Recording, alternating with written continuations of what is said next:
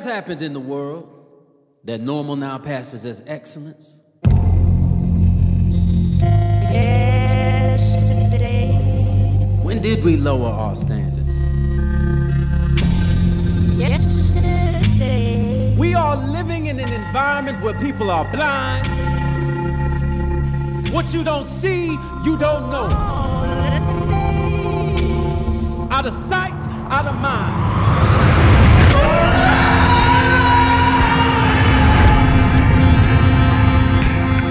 Something happened tonight, something bad. Our husbands aren't coming back.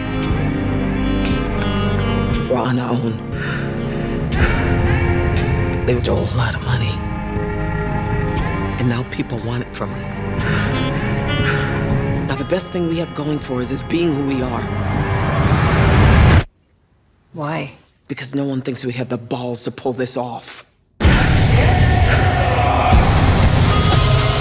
are we when this world's got you down on your knees?